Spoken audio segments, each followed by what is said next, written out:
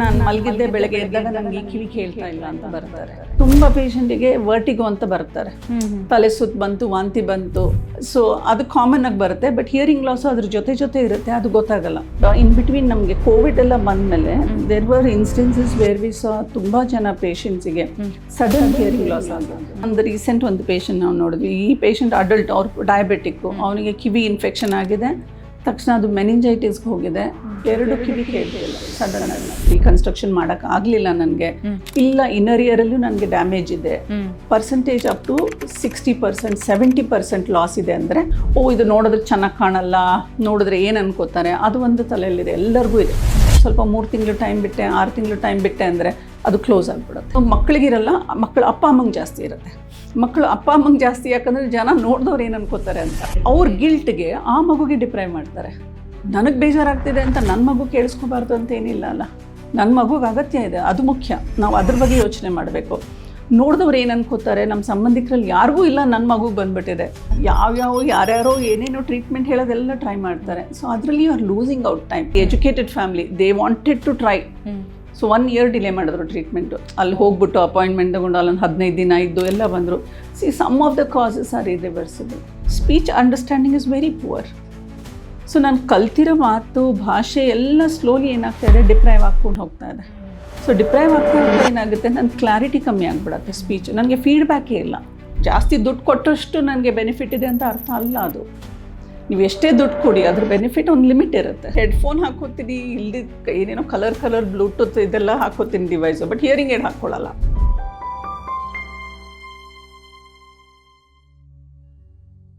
ವಿಜಯ ಕರ್ನಾಟಕ ವೀಕ್ಷಕರಿಗೆ ನಮಸ್ತೆ. ನಾನು ರಕ್ಷಾ ಕೋಟ್ಯಾನ್. ನಮ್ಮ ಪ್ರತಿನಿತ್ಯದ ಕೆಲಸ ಕಾರ್ಯಗಳಿಗೆ ಕಿವಿ ಅತ್ಯಂತ ಮುಖ್ಯವಾಗಿರುವಂಥ ಅಂಗ ಅಂತಲೇ ಹೇಳ್ಬೋದು. ನಮ್ಮ ಎದುರುಗಡೆ ಇರೋರು ಏನು ಮಾತಾಡ್ತಿದ್ದಾರೆ, ಅವರ ಭಾವನೆಗಳು ಏನು ಅಂತ ಅರ್ಥ ಮಾಡ್ಕೋಬೇಕು ಅಂತ ಹೇಳಿದ್ರೆ ಅವ್ರು ಏನು ಹೇಳ್ತಾ ಇದ್ದಾರೆ ಅನ್ನೋದು ನಮಗೆ ಸರಿಯಾಗಿ ಕೇಳಬೇಕಾಗತ್ತೆ.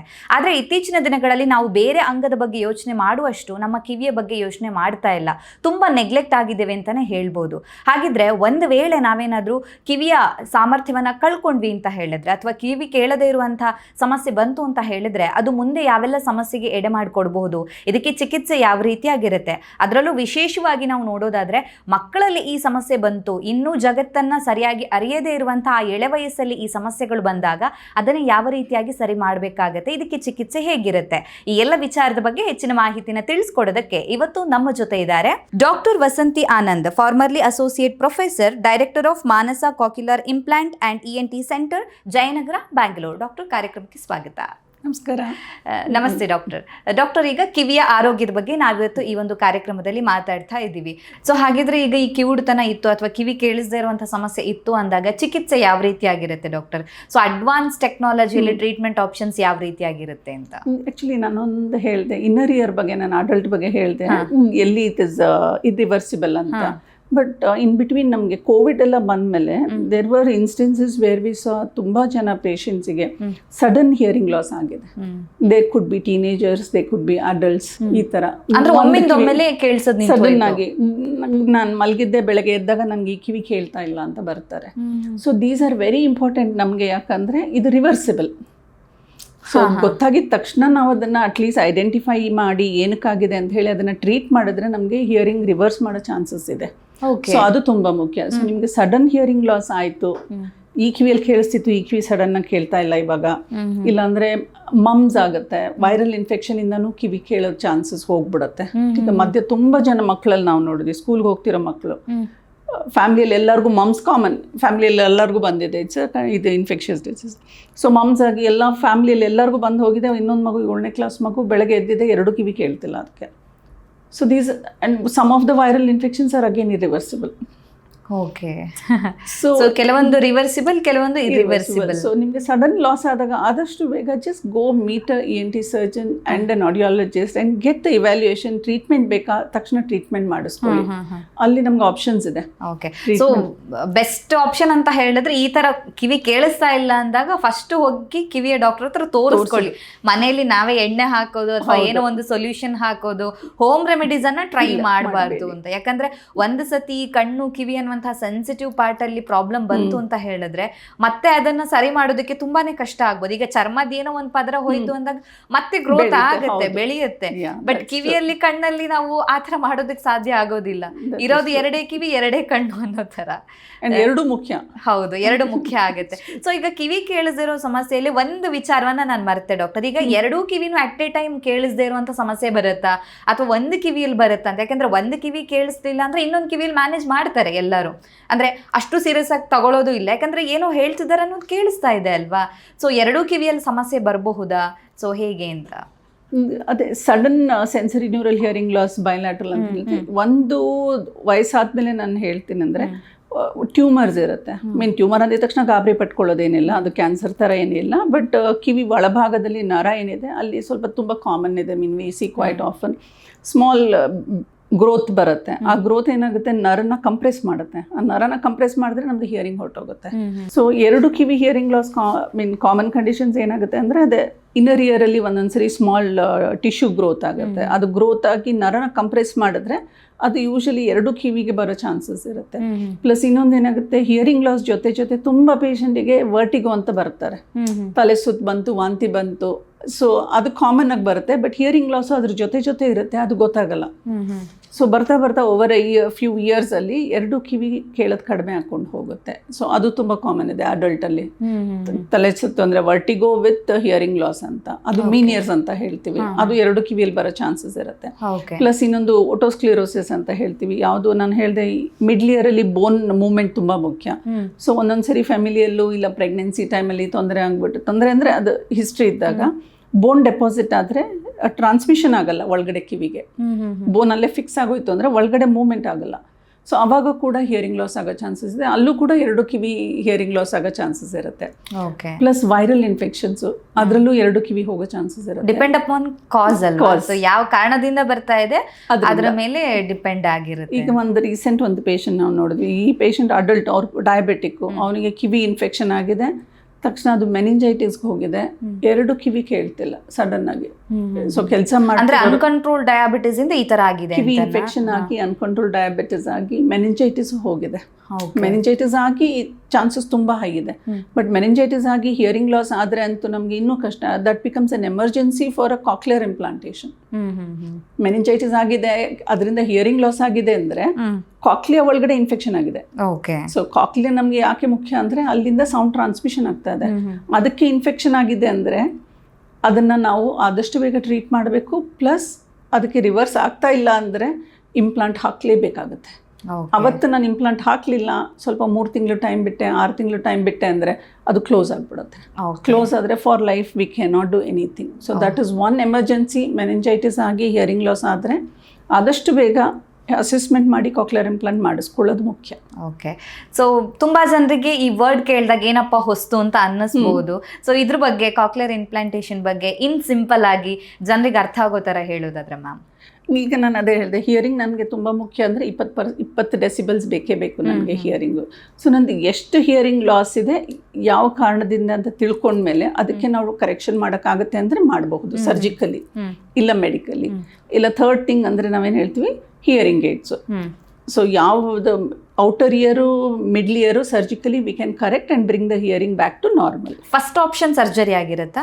ಔಟರ್ ಇಯರ್, ಮಿಡ್ಲ್ ಇಯರಲ್ಲಿ ಪ್ರಾಬ್ಲಮ್ ಇದ್ದರೆ ಮಾತ್ರ ಅದು they are all correctable. So ಅವಾಗ ನಾನು ಸರ್ಜಿಕಲಿ ಇಲ್ಲ ಮೆಡಿಸಿನ್, ಫ್ಲೂಯಿಡ್ ಕಲೆಕ್ಟ್ ಆಯಿತು ಅಂದ್ಕೊಳ್ಳಿ ಮಿಡ್ಲ್ ಇಯರಲ್ಲಿ, ಆವಾಗ ಕೂಡ ಟ್ರಾನ್ಸ್ಮಿಷನ್ ಆಗಲ್ಲ. ನನಗೆ ಸೌಂಡ್ ಟ್ರಾನ್ಸ್ಮಿಷನ್ಗೆ ಏರ್ ಅಗತ್ಯ. ಏರ್ ಇದ್ದರೆ ಮಾತ್ರ ಅದು ಮೀಡಿಯಮಿಂದ ಸೌಂಡ್ ಹೋಗುತ್ತೆ. ಏರ್ ಇಲ್ಲ, ಏರ್ ಬದಲು ಗ್ಲೂ ಇದೆ. ನೆಗಡಿ ಆಯಿತು, ಒಳಗಡೆ ಎಲ್ಲ ಫ್ಲೂಯಿಡ್, ಹೆಂಗೆ ಮೂಗಲ್ಲಿ ಸೆಕ್ರೇಷನ್ ತುಂಬಿಕೊಳ್ಳುತ್ತೆ, ಕಿವಿಯಲ್ಲಿ ಸೆಕ್ರೇಷನ್ ತುಂಬಿತು. ಸೆಕ್ರೇಷನ್ ತುಂಬಿದ್ರೆ ಸೌಂಡ್ ಹೋಗೋದಕ್ಕೆ ಏರ್ ಮಾಧ್ಯಮ ಇಲ್ಲ, ನೀರು ಬಂತು, ಫ್ಲೂಯಿಡ್, ಆವಾಗ ಕಮ್ಮಿ ಆಯಿತು. ಸೊ ನಾನು ಅದು ಫ್ಲೂಯಿಡ್ ತೆಗೆದ್ರೆ ಟ್ರೀಟ್ ಮಾಡಿದ್ರೆ ಏರ್ ಬಂದ್ಬಿಡುತ್ತೆ. So that is a remedy. So there are conditions in external ear, middle ear which can be treatable. So treat ಮಾಡಿ ಹಿಯರಿಂಗ್ ನ ನಾರ್ಮಲ್ ತಂದ್ಕೊಳ್ಳಿ. ಅಕಸ್ಮಾತ್ ಅಲ್ಲಿ ರಿವರ್ಸಿಬಲ್ ಆಗಬಹುದು, ಇವೆಲ್ಲ reverse, you will get back to hearing normal. Location important ಆಗುತ್ತೆ ಹಾಗಾದ್ರೆ. So by chance ನಮಗೆ ಎಕ್ಸ್ಟರ್ನಲ್ ಇಯರ್ ಮಿಡ್ಲ್ ಇಯರಲ್ಲಿ ಏನೂ ಮಾಡೋಕ್ಕಾಗಲಿಲ್ಲ, ಟ್ರೀಟ್ಮೆಂಟು ಸರ್ಜಿಕಲಿ ಆಲ್ಸೋ ರೀಕನ್ಸ್ಟ್ರಕ್ಷನ್ ಮಾಡೋಕ್ಕಾಗಲಿಲ್ಲ ನನಗೆ, ಇಲ್ಲ ಇನ್ನರ್ ಇಯರಲ್ಲೂ ನನಗೆ ಡ್ಯಾಮೇಜ್ ಇದೆ, ಪರ್ಸೆಂಟೇಜ್ ಅಪ್ ಟು 60%, 70% ಲಾಸ್ ಇದೆ ಅಂದರೆ ಹಿಯರಿಂಗ್ ಏಡ್ ಸಪೋರ್ಟ್ ತೊಗೋಬೇಕಾಗುತ್ತೆ. ಹಿಯರಿಂಗ್ ಏಡ್ ಏನು ಮಾಡುತ್ತೆ, ನನಗೆ ಜಸ್ಟ್ ಆಂಪ್ಲಿಫೈ ಮಾಡಿ ಕಳಿಸುತ್ತೆ ಸೌಂಡ್, ಬಟ್ ಅದೇ ಪಾತ್ವೆಯಲ್ಲೇ ಹೋಗುತ್ತೆ. ಈಗ ನಂದು ಲಾಸ್ ಇರೋದು 50% ಅನ್ನಿ, ನಾನು ಹಿಯರಿಂಗ್ ಏಡ್ ಹಾಕಿದೆ, it will come to 20. So I am hearing normal speech sounds ಎಲ್ಲ. So you can take the support of a hearing aid. ಇದು ನೋಡಿದ್ರೆ ಚೆನ್ನಾಗಿ ಕಾಣಲ್ಲ, ನೋಡಿದ್ರೆ ಏನು ಅನ್ಕೋತಾರೆ, ಅದು ಒಂದು ತಲೆಯಲ್ಲಿದೆ, ಎಲ್ಲರಿಗೂ ಇದೆ. ಇದು ಮಕ್ಕಳಲ್ಲಂತೂ ಇನ್ನೂ ಮಕ್ಕಳಿಗಿರಲ್ಲ, ಮಕ್ಕಳು ಅಪ್ಪ ಅಮ್ಮಂಗೆ ಜಾಸ್ತಿ ಇರುತ್ತೆ. ಮಕ್ಕಳು ಅಪ್ಪ ಅಮ್ಮಂಗೆ ಜಾಸ್ತಿ, ಯಾಕಂದ್ರೆ ಜನ ನೋಡಿದವ್ರು ಏನು ಅನ್ಕೋತಾರೆ ಅಂತ. ಸೊ ನನ್ನ ಮಗುಗೆ ಏನಾಗುತ್ತೆ ಅಂತ ನಾನು ಯೋಚನೆ, ಮಗು ನಾರ್ಮಲ್ ಅಲ್ಲ ಅನ್ನೋ ತರ ಫೀಲ್ ಬಂದ್ಬಿಡ್ಬೋದು. ಅವ್ರ ಗಿಲ್ಟ್ಗೆ ಆ ಮಗುಗೆ ಡಿಪ್ರೈವ್ ಮಾಡ್ತಾರೆ. ನನಗೆ ಬೇಜಾರಾಗ್ತಿದೆ ಅಂತ ನನ್ನ ಮಗು ಕೇಳಿಸ್ಕೋಬಾರ್ದು ಅಂತ ಏನಿಲ್ಲ ಅಲ್ಲ, ನನ್ನ ಮಗುಗೆ ಅಗತ್ಯ ಇದೆ, ಅದು ಮುಖ್ಯ. ನಾವು ಅದ್ರ ಬಗ್ಗೆ ಯೋಚನೆ ಮಾಡಬೇಕು. ನೋಡಿದವ್ರು ಏನು ಅನ್ಕೋತಾರೆ, ನಮ್ಮ ಸಂಬಂಧಿಕರಲ್ಲಿ ಯಾರಿಗೂ ಇಲ್ಲ, ನನ್ನ ಮಗುಗೆ ಬಂದ್ಬಿಟ್ಟಿದೆ. ಸೊ ಹಾಗಾಗಿ ಹಿಯರಿಂಗ್ ಏಡ್ಗೆ ಡಿನೈಲ್ ಇದೆ. ನಮ್ಗೆ ಆ ಲೆವೆಲಿಂದ ಕೌನ್ಸಿಲಿಂಗ್ ಬೇಕಾಗುತ್ತೆ. ಬೇಡ ಅಂತ ಹೇಳ್ತಾರೆ, ಅದ್ರ ಬದಲಿಗೆ ಏನು ಅಂದರೆ ಯಾವ ಆಪ್ಷನ್ಸ್ ಕೇಳ್ತಾರೆ? ಬೇರೆ ಏನಾದರೂ ಮಾಡ್ತಿರೋ ಡಾಕ್ಟರ್ ಅಂತನಾ? ಏನೋ ಮೆಡಿಸಿನ್ ಇದೆ ಅಂತ ಆಯ್ತು, ನಾನು ಮೆಡಿಸಿನ್ ಇಲ್ಲ ಅಂತ ಹೇಳಿದ್ರೆ ಇನ್ನೊಂದು ಡಾಕ್ಟರ್ ಕಡೆ ಹೋಗ್ತಾರೆ, ಇನ್ನೊಂದು ಡಾಕ್ಟರ್ ಕಡೆ ಹೋಗ್ತಾರೆ, ಸೆಕೆಂಡ್ ಒಪಿನಿಯನ್ಗೆ. ಸೊ ಈ ಥರ ಬರೀ ಡಾಕ್ಟರ್ಸ್ ಕಡೆ ಇಲ್ಲ, ಯಾರ್ಯಾರೋ ಏನೇನೋ ಟ್ರೀಟ್ಮೆಂಟ್ ಹೇಳೋದೆಲ್ಲ ಟ್ರೈ ಮಾಡ್ತಾರೆ. ಸೊ ಅದರಲ್ಲಿ you are losing out time. But ಎಲ್ಲಿ ಹೋದ್ರೂ ಕೂಡ ಟ್ರೀಟ್ಮೆಂಟ್ ಚೇಂಜ್ ಆಗಲ್ಲ, ಬಟ್ ಅದು ಹೋಪ್ ಅಂತ ಇರುತ್ತೆ. ಸೊ ದೇ ಕೀಪ್ ಡಿನೈಲ್ ಅಂತ ಒಂದು ಹೇಳ್ತೀವಿ ನಾವು, ಡಿನೈ ಮಾಡ್ಕೊಂಡು they have hopes against the things. ಯಾವಾಗಲೂ ಹಿಯರಿಂಗ್ ಸರಿ ಹೋಗುತ್ತೆ ಅಂತ ಕಿವಿಯಲ್ಲಿ ಎಣ್ಣೆ ಹಾಕೋದು. And lot of patients go to Kerala. Mean I am nothing against anybody, but ಅಲ್ಲಿ ದೇ ಟ್ರೈ ಏನೋ ಆಯಿಲ್ ಹಾಕ್ಬಿಟ್ಟು ಏನೋ ಪ್ರೊಸೀಜರ್, ಅದಕ್ಕೂ appointment I think they get 6 months earlier only. Oh my god. ನನಗೆ adult patient very known to us ಎಲ್ಲ patients, they had sudden hearing loss and well of family, educated family, they wanted to try. So 1 year delay ಮಾಡಿದ್ರು treatment. ಅಲ್ಲಿ ಹೋಗ್ಬಿಟ್ಟು appointment ತಗೊಂಡು ಅಲ್ಲೊಂದು 15 ದಿನ ಇದ್ದು ಎಲ್ಲ ಬಂದರು. See some of the causes are irreversible. So don't waste time, at least have trust in the professional work and just get. At least for ಮಕ್ಕಳಿಗೆ ನಾನು ಹೇಳ್ತೀನಿ, ನನಗೆ ಬೇಜಾರಾಯಿತು, ನನ್ನ ರಿಲೇಟಿವ್ಸ್ ಬೇಜಾರಾಗುತ್ತೆ ಅಂತ ಆ ಮಗುಗೆ ಡಿನೈ ಮಾಡಬೇಡಿ. ಆ ಮಗು ಬೆಳೆಯೋ time, that's very important to give him the supportive device. So one is hearing aid ನಾ ಹೇಳಿದೆ. ಬಟ್ ನಿಮ್ಮದು ಲಾಸ್ ಯಾವಾಗ 80ಕ್ಕಿಂತ ಜಾಸ್ತಿ ಆಯಿತು, 90% ಆಯಿತು ಅಂದರೆ ಹಿಯರಿಂಗ್ ಏಡ್ ಹಾಕ್ಬಿಟ್ಟು ನೀವು ನೋಡಿ ಮಗುಗೆ ಸ್ಪೀಚ್ ಏನಾದರೂ ತೊಂದರೆ ಆಗ್ತಾ ಇದೆಯಾ, ಅರ್ಥ ಮಾಡ್ಕೊಳ್ಳೋದು ತೊಂದರೆ ಆಗ್ತಾ ಇದೆಯಾ, ಮಗು ರಿಪಿಟೇಷನ್ ಕೇಳ್ತಾ ಇದೆಯಾ. ಆಮೇಲೆ ಇನ್ನೊಂದು ಟೆಸ್ಟ್ ಮಾಡ್ತೀವಿ ನಾವು, ಏಡೆಡ್ ಆಡಿಯೋಗ್ರಾಮ್ ಅಂತ. ಏಡೆಡ್ ಅಂದರೆ ನಾನು ಏಡ್ ಅಂದರೆ ಹಿಯರಿಂಗ್ ಏಡ್ ಹಾಕ್ಕೊಂಡು ಆಡಿಯೋಗ್ರಾಮ್ ಮಾಡ್ತಿದ್ದೀನಿ. ಅದರಲ್ಲಿ ನನಗೆ ಸ್ಪೀಚ್ ಸೌಂಡ್ಸು ಕೇಳಿಸ್ತಾ ಇದೆಯಾ, ಪ ಖ ಸ ಶ ಎಲ್ಲ ಕೇಳಿಸ್ತಾ ಇದೆಯಾ ಅಂತ.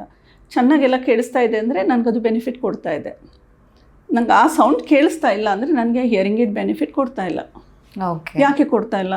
ಮೇ ಬಿ ನನ್ನ ಲಾಸ್ ಜಾಸ್ತಿ ಆಗಿದೆ, ಇಲ್ಲಾಂದರೆ ನನ್ನ ಹಿಯರಿಂಗ್ ಏಡ್ ಪ್ರೋಗ್ರಾಮಿಂಗ್ ಸರಿಗಾಗಿಲ್ಲ, ನನ್ಗೆ ಅಗತ್ಯ ಅಷ್ಟು ಮಾಡಿಲ್ಲ ಅವ್ರ ಪ್ರೋಗ್ರಾಮಿಂಗು. ಈ 2 ಕಾರಣ ಇರುತ್ತೆ. ಇನ್ನೊಂದು ನಾವು ಸ್ಪೀಚ್ ಅಸೆಸ್ಮೆಂಟ್ ಅಂತ ಮಾಡ್ತೀವಿ. ಮಗುಗೆ ಈ ಸ್ಪೀಚ್ ಎಷ್ಟು ಕ್ಲಿಯರಾಗಿ ಕೇಳಿಸ್ಕೊತಾ ಇದೆ. ಈಗ ನಾನು 20 ಪದ ಹೇಳ್ತೀನಿ, ಅದು ನಾನು ತುಟಿ ನೋಡಲ್ಲ. ಆ 20 ಪದದಲ್ಲಿ ಎಷ್ಟು ಪದ ನನಗೆ ರಿಪೀಟ್ ಮಾಡಿ ಆನ್ಸರ್ ಮಾಡುತ್ತೆ ಅಂತ ನಾನು ನೋಡ್ತೀನಿ, ಎಷ್ಟು ಕರೆಕ್ಟ್ ಆನ್ಸರ್ ಮಾಡ್ತಿದೆ ಅಂತ ನೋಡ್ತೀನಿ. ಸೊ ಅಲ್ಲೂ ನಮ್ಮದು ಗೊತ್ತಾಗುತ್ತೆ. ಸೊ ಈ ಮಗುಗೆ ಸ್ಪೀಚ್ ಶಬ್ದನೇ ಕೇಳಿಸ್ತಾ ಇಲ್ಲ, ಎರರ್ ಇದೆ, ಇಷ್ಟು ಲಾಸ್ ಇದೆ ಅಂತ. So these are all the signs which is telling child is not getting enough support from the hearing aid, or adult is not getting enough support from the hearing aid. ಅಡಲ್ಟಲ್ಲಿ hearing ಏಡಲ್ಲಿ ಶಬ್ದ ಎಲ್ಲ ಕೇಳಿಸ್ತಾ ಇದೆ, they are very happy. ಮೊದಲು ಕೇಳಿಸ್ತಿರ್ಲಿಲ್ಲ, ನಂಗೆ ಕೇಳಿಸ್ತಾ ಇದೆ, ಪ್ಲಸ್ ನಾನು ಮುಖ ನೋಡ್ಕೊಂಡು ಅರ್ಥ ಮಾಡ್ಕೋತಾ ಇದ್ದೀನಿ. ಬಟ್ ಅವ್ರು ಸ್ಪೀಚ್ ಕೋರ್ಸ್ ಮಾಡಿದಾಗ speech understanding is very poor. So ನಾನು ಕಲ್ತಿರೋ ಮಾತು ಭಾಷೆ ಎಲ್ಲ ಸ್ಲೋಲಿ ಏನಾಗ್ತಾ ಇದೆ, ಡಿಪ್ರೈವ್ ಆಗ್ಕೊಂಡು ಹೋಗ್ತಾ ಇದೆ. ಸೊ ಡಿಪ್ರೈವ್ ಆಗ್ತಾ ಏನಾಗುತ್ತೆ, ನನ್ನ ಕ್ಲಾರಿಟಿ ಕಮ್ಮಿ ಆಗ್ಬಿಡತ್ತೆ ಸ್ಪೀಚ್. ನನಗೆ ಫೀಡ್ಬ್ಯಾಕೇ ಇಲ್ಲ. ಈಗ ನಾನು ಮಾತಾಡ್ತಿರೋದು ನಾನು ಕೇಳಿಸ್ಕೊತಾ ಇದ್ದೀನಿ, ಸೊ ನನಗೆ ಅರ್ಥ ಆಗ್ತಾ ಇದೆ ನಾನು ಏನು ವಾಲ್ಯೂಮಲ್ಲಿ ಮಾತಾಡ್ತಾ ಇದ್ದೀನಿ, ನಂದು ಎಷ್ಟು ಸ್ಪಷ್ಟತೆ ಇದೆ ಅಂತ ನಾನು ನೋಡ್ತಿದ್ದೀನಿ. ನನಗೆ ಆ ಫೀಡ್ಬ್ಯಾಕ್ ಇಲ್ಲ ಅಂದರೆ ಬರ್ತಾ ಅದು ಕಮ್ಮಿ ಆಗ್ಕೊಂಡು ಹೋಗುತ್ತೆ. ಸೊ ನೀವು ನೋಡ್ಬೋದು, ಬರ್ತಾ ಯಾರ್ದು ಹಿಯರಿಂಗ್ ಲಾಸ್ ಜಾಸ್ತಿ ವರ್ಷಗಳಿದೆ, ಕಲ್ತಿರೋ ಮಾತನ್ನು ಕಮ್ಮಿ ಆಗುತ್ತೆ, ವಾಲ್ಯೂಮ್ ವ್ಯತ್ಯಾಸ ಆಗುತ್ತೆ, ಕ್ಲಾರಿಟಿ ವ್ಯತ್ಯಾಸ ಆಗುತ್ತೆ. ಸೊ ಇದೆಲ್ಲ there are subtle signs where it is saying that hearing aid is not giving enough support. Okay, just ಹಾಕ್ಕೊಳ್ಳೋದು ಕೇಳಿಸ್ಕೊಳ್ಳೋದು ಮುಖ್ಯ ಅಲ್ಲ. ನಾನು ಆಗಲೇ ಹೇಳಿದೆ, ಕೇಳಿಸ್ಕೊಳ್ಳೋದು ನನಗೆ ಎಲ್ಲ ವರ್ಡು ಪದಗಳು ಸ್ಪಷ್ಟವಾಗಿ ಕೇಳಬೇಕು. ಸೈಲೆಂಟ್ ಇದ್ದಾಗ ಅಷ್ಟೇ ಕೇಳಬೇಕು ಅಂತಿಲ್ಲ. ಗಲಾಟೆಯಲ್ಲಿ ನಾನು ಮಾರ್ಕೆಟ್ ಜಾಗದಲ್ಲಿದ್ದೀನಿ, ಒಂದು 10 ಜನ ಕೂತ್ಕೊಂಡು ಮಾತಾಡ್ತಿದ್ದೀವಿ, ಅವಾಗೂ ನನಗೆ ಕ್ಲಾರಿಟಿ ಬೇಕು. ಹೌದು, ಅದು ತುಂಬ ಮುಖ್ಯ. ಸೊ ನನಗೆ ಕ್ಲಾರಿಟಿ ಇಲ್ಲ, ನಾನು ಪದೇ ರಿಪಿಟೇಷನ್ ಕೇಳ್ತಾ ಇದ್ದೀನಿ, ನಾಯ್ಸಿಯಲ್ಲಿ ನಂಗೆ ಇಷ್ಟ ಆಗ್ತಾ ಇಲ್ಲ ಅಂದಾಗ ಜನ ಏನು ಅನ್ಕೋತಾರೆ, ಹಿಯರಿಂಗ್ ಏಡ್ ಯೂಸೇ ಇಲ್ಲ ನನಗೆ ಅಂತ ತೆಗೆದು ಬಿಸಾಕ್ಬಿಡ್ತಾರೆ. ಇಲ್ಲ ಅಂದರೆ ಬೇರೆ ಮಾಡ್ಲ್ಗೆ ಹೋಗ್ತಾರೆ, ಇನ್ನೂ ಹೈಯರ್ ಮಾಡ್ಲ್. ಜಾಸ್ತಿ ದುಡ್ಡು ಕೊಟ್ಟಷ್ಟು ನನಗೆ ಬೆನಿಫಿಟ್ ಇದೆ ಅಂತ ಅರ್ಥ ಅಲ್ಲ ಅದು. ನೀವು ಎಷ್ಟೇ ದುಡ್ಡು ಕೊಡಿ ಅದ್ರ ಬೆನಿಫಿಟ್ ಒಂದು ಲಿಮಿಟ್ ಇರುತ್ತೆ. Beyond that you are losing what you have learn speech. Plus social ಸರ್ಕಲಲ್ಲಿ you isolate yourself, not only an adult, even a child. ಸ್ಕೂಲಲ್ಲೆಲ್ಲ ಮಕ್ಕಳು ದೇ ಸ್ಟಾಪ್ ಟಾಕಿಂಗ್.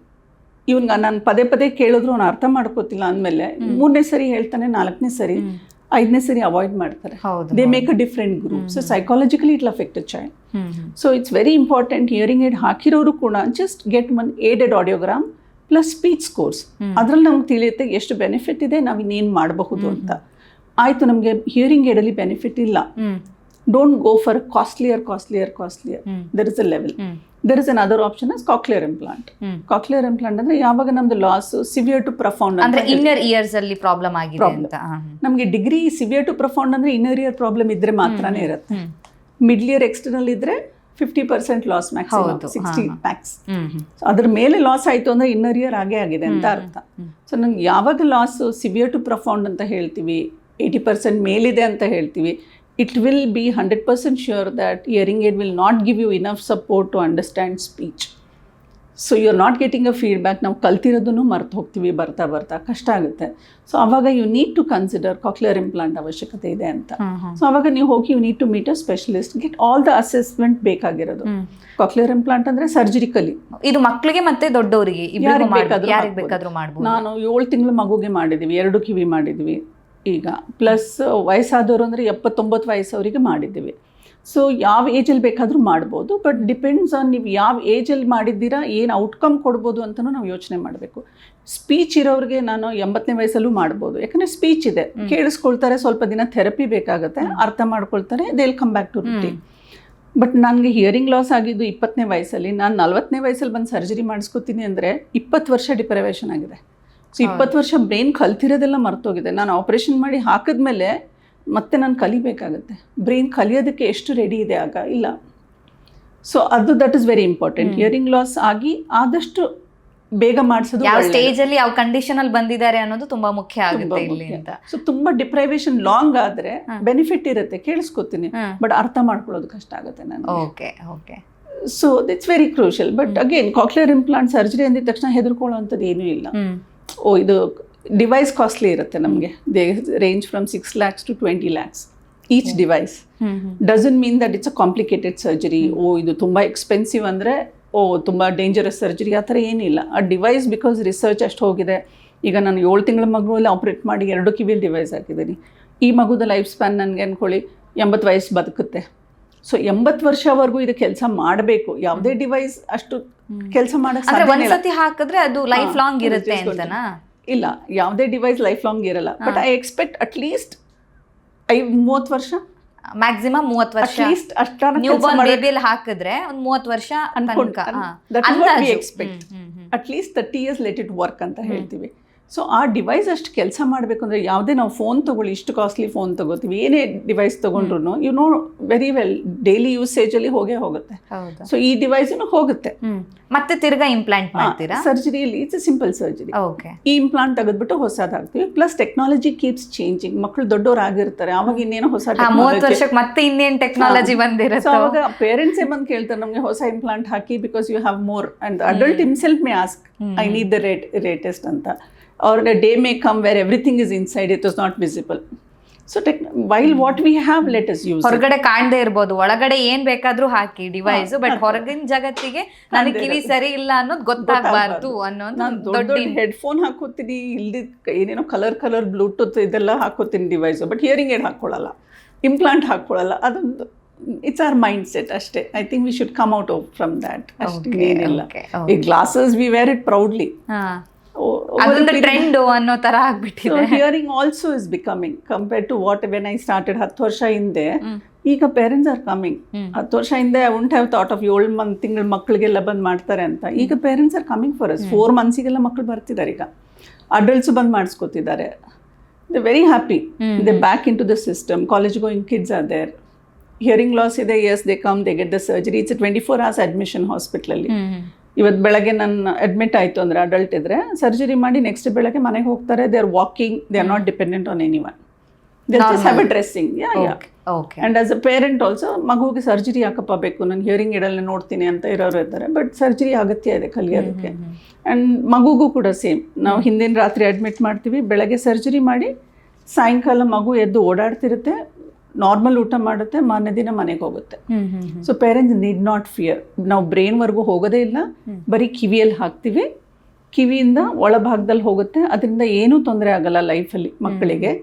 ಅದಂತೂ that they should be aware. Device ಇಂದ life long ಹಾಕೋಬೇಕಾಗತ್ತೆ. Okay okay doctor, ಕೊನೆಯದಾಗಿ ಹೇಳಬೇಕು ಅಂತ ಹೇಳಿದ್ರೆ ಕಿವಿಯ ಆರೋಗ್ಯದ ಬಗ್ಗೆ ನೀವು ಜನರಿಗೆ ಏನು ಸಲಹೆನ ಕೊಡೋಕೆ ಇಷ್ಟಪಡ್ತೀರಾ?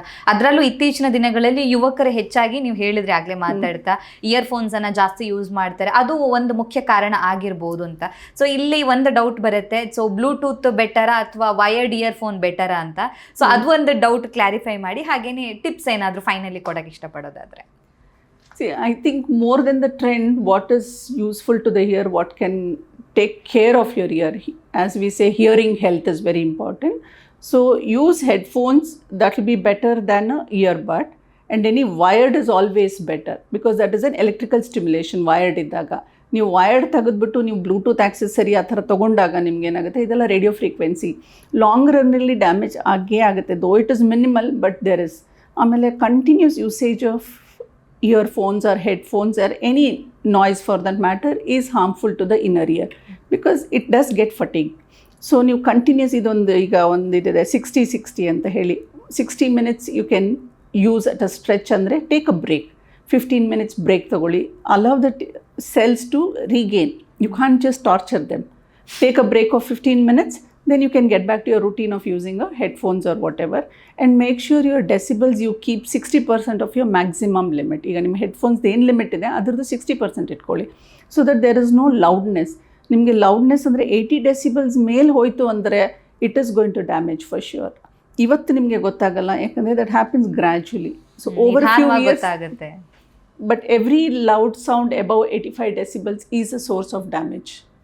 So just make sure you are listening not continuously and no sudden loudness or over a period loud. ಈಗ ಸಡನ್ ಪಟಾಕಿ ಎಲ್ಲ ಬಂತು ಅಂದರೆ 120 decibels 100 decibels ಇದೆ, ಸಡನ್ನಾಗಿ ಹಿಯರಿಂಗ್ ಲಾಸ್ ಆಗಿಬಿಡುತ್ತೆ. That is again a problem. So immediately anywhere you think you going closer to the speaker, close your ears. Simple, ಕೈಯಲ್ಲಿ ಏನೂ ಇಲ್ಲ ಅಂದರೂ ಕೂಡ ಇದನ್ನು ಕ್ಲೋಸ್ ಮಾಡಿ ಟ್ರೇಗಸ್ನ ಹಿಂಗೆ ಪ್ರೋಸ್ ಮಾಡಿ ಅಟ್ಲೀಸ್ಟ್ ನಿಮಗೆ 20 to 30 decibels ಮಾಸ್ಕ್ ಆಗುತ್ತೆ. ಇಲ್ಲಾಂದರೆ ಇಯರ್ ಪ್ಲಗ್ಸ್ ಅಂತ ಸಿಗುತ್ತೆ, ಇಯರ್ ಮಫ್ಸ್ ಅಂತ ಸಿಗುತ್ತೆ. Try to wear that when you go to any big concerts or anything. Avoid staying close to the speakers and give a break whenever your in a noisy environment. That is all that we can suggest. And also don't try to keep cleaning your ear. If there is a hearing issues, please see a professional instead of you trying to do. ಅದು problem ಅನ್ನು ಉಂಟು ಮಾಡುತ್ತೆ. Earbud ಅಂದರೆ ಏನಾಗುತ್ತೆ, ನಾವು ಪದೇ ಪದೇ ಉಜ್ತಾ ಇರ್ತೀವಿ ಕಿವಿನ. ಕಿವಿ is not a straight tube. ಕಿವಿಗೆ ಮೇಲೆ ಕೆಳಗೆ ಈ ಥರ ಶೇಪ್ ಇದೆ. ಇಯರ್ಬಡ್ ಹೋಗಿ ಚರ್ಮಕ್ಕೆ ತಗಲುತ್ತೆ, ಚರ್ಮನ ಸುಲಿಯುತ್ತೆ.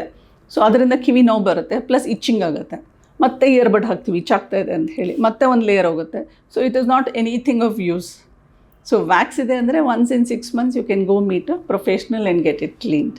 So no need to use ear. But natural mechanism ದೇವ್ರು ಮಾಡಿದ್ದಾನೆ ಅಂದರೆ ಅದ್ರ ಪಾಡಿಗೆ ನಾವು ಅಗಿಯೋವಾಗ ಅಲ್ಲಿಂದ ಮೂಮೆಂಟಿಂದ ಅದ್ರ ಪಾಡಿಗೆ ಅದು ಈಚೆ ಬರುತ್ತೆ ಡೆಬ್ರಿಸ್. ಅನ್ಲೆಸ್ ಸ್ವಲ್ಪ ವ್ಯಾಕ್ಸ್ ಫಾರ್ಮೇಷನ್ ಜಾಸ್ತಿ ಆಯಿತು, ಇಲ್ಲ ಅದರಲ್ಲಿ ಆಯಿಲಿ ಕನ್ಸಿಸ್ಟೆನ್ಸಿ ಜಾಸ್ತಿ ಆಯಿತು ಅಂದರೆ ಉಳ್ಕೊಳ್ಳೋ ಸಾಧ್ಯತೆ ಇದೆ. ಇಲ್ಲಾಂದರೆ ಎಲ್ಲರಿಗೂ ಉಳ್ಕೊಳ್ಳಲ್ಲ ಒಳಗಡೆ. ಓಕೆ. ಸೊ ಅದರಿಂದಾಗಿ ಅಂದ್ರೆ ಕಿವಿಗೆ ಆ ಸಾಮರ್ಥ್ಯ ಇದೆ, ಅದನ್ನ ಹೊರಗಡೆ ಹಾಕೋದಕ್ಕೆ ನಾವು ಫೋರ್ಸ್ಫುಲ್ಲಿ ತೆಗೆಯುವಂತ ಅವಶ್ಯಕತೆ ಏನು ಇಲ್ಲ. ತೆಗಿಯಕ್ಕೆ ಹೋಗಿ ಗಾಯ ಮಾಡ್ಕೊಂಡು ಬರ್ತಾರೆ. ಸೊ ಅವ್ರು ಏನೇ ತೊಂದರೆ ಮಾಡಕ್ ಹೋದ್ರು ಅವ್ರಿಗೆ ತೊಂದರೆ ಆಗುತ್ತೆ. Okay, thank you ma'am, thank you so much. ನಮ್ಮ ಇವತ್ತಿನ ಕಾರ್ಯಕ್ರಮದಲ್ಲಿ ಕಿವಿಯ ಆರೋಗ್ಯವನ್ನು ಯಾವ ರೀತಿಯಾಗಿ ಕಾಪಾಡ್ಕೋಬೇಕು, ಅದರಲ್ಲೂ ಕೂಡ ಕಿವಿ ಕೇಳಿಸದೇ ಇರುವಂತಹ ಸಮಸ್ಯೆ ಅದು ಸಣ್ಣ ಮಕ್ಕಳಲ್ಲಿ ಹಾಗೇನೆ ವಯಸ್ಸಾದವರಲ್ಲಿ ಎಷ್ಟು ತೊಂದರೆಯನ್ನು ಉಂಟು ಮಾಡ್ಬೋದು, ಮಾನಸಿಕವಾಗಿ ಯಾವ ಸಮಸ್ಯೆಯನ್ನು ಉಂಟು ಮಾಡ್ಬೋದು. ಸೊ ಇದಕ್ಕೆ ಟ್ರೀಟ್ಮೆಂಟ್ ಕೂಡ ಯಾವ ರೀತಿಯಾಗಿ ಹಂತವಾಗಿರುತ್ತೆ. ಸೊ ಎಲ್ಲ ವಿಚಾರದ ಬಗ್ಗೆ ಎಕ್ಸ್ಪ್ಲೈನ್ ಮಾಡಿದ್ದೀರಾ. Thank you ma'am. ನಮಸ್ಕಾರ. ನಮ್ಮ ಇವತ್ತಿನ ಕಾರ್ಯಕ್ರಮದಲ್ಲಿ ಕಿವಿಯ ಆರೋಗ್ಯದ ಬಗ್ಗೆ, ಅದರಲ್ಲೂ ಕೂಡ ಕಿವಿ ಕೇಳಿಸದೇ ಇರುವಂತಹ ಸಮಸ್ಯೆ ಯಾವ ರೀತಿಯಾಗಿರುತ್ತೆ, ಇದರ ಲಕ್ಷಣಗಳು ಹೇಗಿರುತ್ತೆ, ಯಾವಾಗ ಎಚ್ಚೆತ್ಕೋಬೇಕಾಗತ್ತೆ, ಇದಕ್ಕೆ ಚಿಕಿತ್ಸೆ ಹೇಗಿರುತ್ತೆ, ಈ ಎಲ್ಲ ವಿಚಾರದ ಬಗ್ಗೆ ಡಾಕ್ಟರ್ ನಮಗೆ ಹೆಚ್ಚಿನ ಮಾಹಿತಿಯನ್ನು ತಿಳಿಸ್ಕೊಟ್ಟಿದ್ದಾರೆ. ಆರೋಗ್ಯಕ್ಕೆ ಸಂಬಂಧಿಸಿದಂಥ ಹೆಚ್ಚಿನ ವಿಡಿಯೋಗಳನ್ನು ನಮ್ಮ ವಿಜಯ ಕರ್ನಾಟಕ ಹೆಲ್ತ್ ಪೇಜ್ನಲ್ಲಿ ನೀವು ನೋಡಬಹುದು.